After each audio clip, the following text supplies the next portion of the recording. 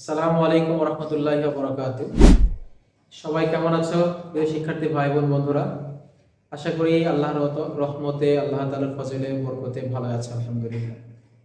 এখন আমরা তোমাদেরকে যারা নবম দশম শ্রেণীতে আছো এবং যারা এইচএসসি তে আছো সবার জন্যই খুবই গুরুত্বপূর্ণ একটা টপিকস। আমরা একটা ত্রিভুজের দুইটা বাহু জানা থাকবে এবং ওই বাহুদ্বয়ের অন্তর্ভুক্ত কোণ জানা থাকবে। বাহুদ্বয় সংলগ্ন কোণ বলে অনেকে। তাহলে এই পরিস্থিতিতে ওই ত্রিভুজের এরিয়াটা কি হবে? হ্যাঁ, how we can determine the area of that triangle. এই কন্ডিশনে বাহুদ্বয় জানা আছে, তাদের অন্তর্ভুক্ত কোণ জানা আছে, তাহলে ত্রিভুজের ক্ষেত্রফলটা কেমন হবে? হ্যাঁ, ঠিক আছে ইনশাআল্লাহ, নো প্রবলেম। খুবই সুন্দর সিম্পলিফাইড ভাবে করবা, সিম্পলি চিন্তা করবা, ইনশাআল্লাহ সহজ হবে। কিন্তু চিত্রের ব্যাপারে দখলটা ভালো থাকতে হবে। এখন আমরা দেখো এরকম একটা ত্রিভুজ নিলাম, এই একটা ত্রিভুজ নিলাম, এই ত্রিভুজের নাম দিলাম ভাইয়া এ বি সি ত্রিভুজ।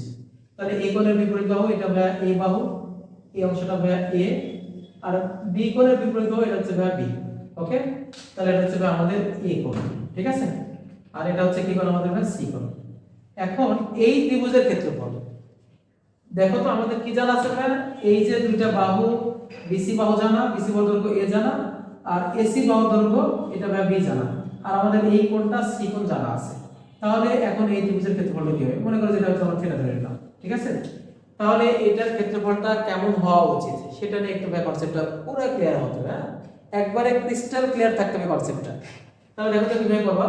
তুমি প্রথমে লেখা ত্রিভুজ এবিসি এর ক্ষেত্রফল। নরমালি তুমি জানো কি ত্রিভুজের ক্ষেত্রফল হচ্ছে হাফ গুণন ভূমি গুণন উচ্চতা। তো ভূমি কি আছে ভাই বিসি, ভূমি হচ্ছে ভাই বিসি, এখানে ভাই উচ্চতা তো নেই। আচ্ছা, ত্রিভুজের যেটাকে তুমি ভূমি ধরেছো তার বিপরীত শীর্ষবিন্দু হতে অঙ্কিত লম্বই ওই ত্রিভুজের উচ্চতা। আবার বলছি, তাহলে হচ্ছে ভাই এটি হচ্ছে উচ্চতা, এটাকে আমরা ধরলাম ভাই এইচ। কি ধরলাম? এইচ। ত্রিভুজের যেই বাহুটাকে তুমি ভূমি ধরেছো তার বিপরীত শীর্ষবিন্দু বিসি এর বিপরীত শীর্ষবিন্দু কি আছে ভাই এ, এ হতে ওই ভূমির উপর অঙ্কিত লম্বই ওই ত্রিভুজের উচ্চতা। যেমন ধরো যে তুমি এই একটা ত্রিভুজ তুমি নিলাম, এই একটা ত্রিভুজ নিলাম, তুমি ভাই ধরলা এটাকে তুমি এবিসি ত্রিভুজের তুমি ভাই এই অংশটাকে তুমি ধরলা ভাই হচ্ছে ভূমি ধরলাম এই বিসিটাকে। তাহলে উচ্চতা কি হবে? এই বিপরীত হিসেবে কি আছে ভাই এ হতে একটা লম্ব হবে, তাহলে একটু বাড়াই দিতে হবে। তাহলে এই হচ্ছে আমাদের ভাই লম্ব, এটা হচ্ছে আমাদের উচ্চতা। তাহলে যেটাকে তুমি ভূমি ধরেছো এই ভূমির বিপরীত হিসেবে হতে অঙ্কিত লম্ব কার উপর? ওই ভূমির উপর। কখনো কখনো ভূমিকে বাড়াই যেতে পারে। যেমন ধরো যে তুমি এই একটা ত্রিভুজ নিলা, এই ত্রিভুজের ক্ষেত্রে তুমি নাম দিলাম ভাই এবিসি ত্রিভুজ, এর ক্ষেত্রে তুমি এটাকে তুমি ভূমি ধরলা, তাহলে উচ্চতা কি হবে? বিসি এর বিপরীত শীর্ষবিন্দু এ হতে অঙ্কিত লম্ব, এখানে এক্সটেনশন রাখতেছে। তাহলে এটা হচ্ছে আমাদের উচ্চতা। এই যে এডি হচ্ছে কি ভাই? এডি হচ্ছে উচ্চতা। ওকে, তাহলে ত্রিভুজের যে কোনো শীর্ষবিন্দু হতে বিপরীত বাহুর উপর অঙ্কিত লম্বই ওই ত্রিভুজের উচ্চতা। আমরা আরেকভাবে চিন্তা করছি যে এটাকে ভূমি ধরেছি তার বিপরীত শীর্ষবিন্দু হতে ওই ভূমির উপর অঙ্কিত লম্ব, সেটা হচ্ছে ভাই উচ্চতা। Am right? খুবই সুন্দর একটা কনসেপ্ট। হ্যাঁ, আচ্ছা, তাহলে ভাই আমরা এখানে উচ্চতা কি ধরেছি ভাই? এডি, উচ্চতা ধরেছি ভাই এডি। এখন ভাইরা এখন ত্রিভুজের ক্ষেত্রফল, ত্রিভুজ এবিসি এর ক্ষেত্রফল দিছে কত? হাফ ইনটু বিসি, বিসি মানে কি হচ্ছে আমরা এ, আর এডি মানে হচ্ছে আমরা ধরেছি ভাই এইচ। এখানে এই এডিটা নতুন করে আঁকিয়েছি, এটা আমরা আগে থেকে প্রিভিয়াস আমরা জানি না, এটা ব্যাপারে আমাদের কনসেপ্ট নেই, ঠিক আছে? তাহলে এখন এটা কিভাবে করা যায়?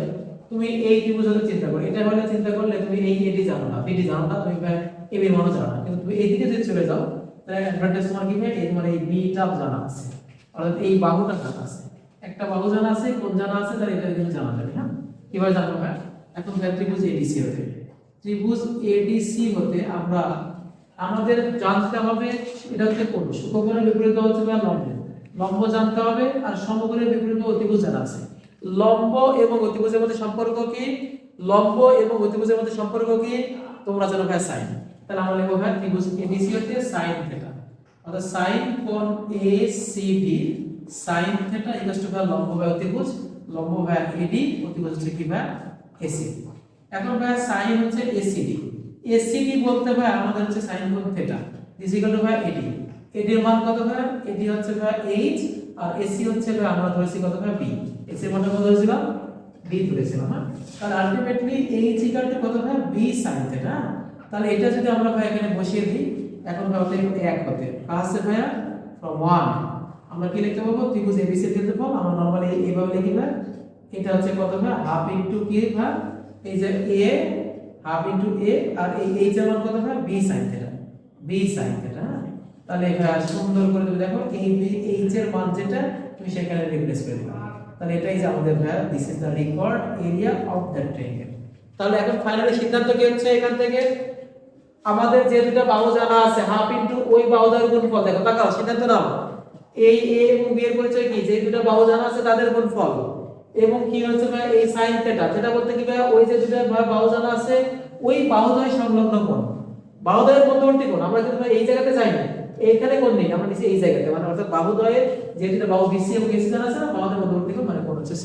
ঠিক আছে, তাহলে এটাকে তুমি ভাই এইভাবে বলতে পারি আমরা, অতএব ত্রিভুজের ক্ষেত্রফল this equal to half into AB sin theta, এই থিটা, থিটা বলতে আমাদের এই C কোণ, তাহলে আমরা এটা C বলতে পারি। এখন কনভার্সলি বিপরীত ভাবে কি বলতে পারো, যে ত্রিভুজের ক্ষেত্রফল হাফ ইনটু তুমি নিলাম BC, BC এর মধ্যে নাই কি ভাই A নেই, তাহলে sin A বলতে পারো। তুমি ভাই এটাকে এইভাবে লিখতে পারো যে ত্রিভুজের ক্ষেত্রফল হাফ ইনটু তুমি লিখলা ভাই CA, এখন এটা ভাই কার মধ্যে কোণ দিছো তুমি C এবং A, তাহলে এদের মধ্যবর্তী কোণ C আছে, A আছে নাই কি ভাই B, তাহলে হচ্ছে sin B। এটা হচ্ছে আমাদের ত্রিভুজের ক্ষেত্রফল নির্ণয়, এটা আউটস্ট্যান্ডিং একটা ফর্মুলা। তোমরা ভাই নরমালি ত্রিভুজের ক্ষেত্রফল যেন হাফ গুণ ভূমি গুণ উচ্চতা, ওইটাকে ইউজ করে আমরা নতুন একটা ডেরিভেশন নিয়ে আসলাম, সেটার ভাই প্রতিষ্ঠা পদ্ধতি তোমরা দেখলা। এখন এখান থেকে এমসিকিউ এর জন্য হোক সিকিউ এর জন্য হোক তোমরা স্মার্টলি অ্যানসার করতে পারবা। কেমন, ধরো যে একটা ত্রিভুজের দুইটি বাহুর দৈর্ঘ্য দেওয়া আছে, একটা ধরো যে দেওয়া আছে a ইকুয়াল টু কত ভাই 20 সেন্টিমিটার, আরটা দিয়েছে ভাই হচ্ছে কত ভাই b ইকুয়াল টু ভাই দিয়েছে 10 সেন্টিমিটার। এই দুটো দিয়েছে এবং বাহুদ্বয়ের মধ্যবর্তী কোণ, বাহুদ্বয়ের মধ্যবর্তী কোণ আমাদের ভাই দিয়েছে ভাই কত থিটা, দিয়েছে কত আমাদেরকে দিল মোটামুটি ভাবে আমার 30 ডিগ্রি মনে করতে আছে। তাহলে এই ক্ষেত্রে এটা ভাই ত্রিভুজের যে কোনো দুইটা বাহু, আর এই কোণটা হচ্ছে ওই বাহুদ্বয়ের অন্তর্ভুক্ত কোণ, মানে বাহুদ্বয় সংলগ্ন হচ্ছে কোণ। তাহলে এই ত্রিভুজের ক্ষেত্রফল কি হবে half into AB sin theta, এই কোণটা ভাই 20, B কোণটা ভাই 10, sin থিটা মানে sin কত ডিগ্রি ভাই, sin হচ্ছে ভাই 30 ডিগ্রি। তাহলে দেখো এইটা 20 আর 2 কাটাকাটি ভাই 10 গুণন ভাই 10, এখানে sin 30 মানে হচ্ছে ভাই হাফ। তাহলে দেখো 10 গুণ 100, এটা 10 গুণ 10 মানে 100 ভাগ 2 মানে হচ্ছে 50 বর্গের কোণ। তাহলে 50 বর্গ সেন্টিমিটার, সেন্টিমিটার যেটা দিয়েছিলাম। তাহলে দেখো কত সিম্পলিফাইড ভাবে কত সিম্পলি হয়ে যাচ্ছে। তাহলে ত্রিভুজের যে কোনো দুটো বাহু যদি জানা থাকে তাহলে ক্ষেত্রফল কি হাফ ইনটু বাহুদ্বয়ের গুণফল গুণ তাদের মধ্যবর্তী দূরত্ব বা উচ্চতা। হ্যাঁ, আবার বলছি ত্রিভুজের যে কোনো দুটো বাহু যদি জানা থাকে এবং তাদের মধ্যবর্তী কোণ জানা থাকে তাহলে ত্রিভুজের ক্ষেত্রফল কি হাফ ইনটু ওই বাহুদ্বয়ের গুণফল গুণন তাদের মধ্যবর্তী কোণের সাইন। ঠিক আছে, এখন এরকম যে কোনো অঙ্ক ওরা নেই, একটা ত্রিভুজের ক্ষেত্রে ওরা বললো একটা বাহুর দৈর্ঘ্য a = √3, আরটা বাহুর দৈর্ঘ্য b = বললো ভাই কত ভাই 2, তাহলে এবং তাদের মধ্যবর্তী কোণ থিটা = ওরা বললো কত ভাই 60 ডিগ্রি।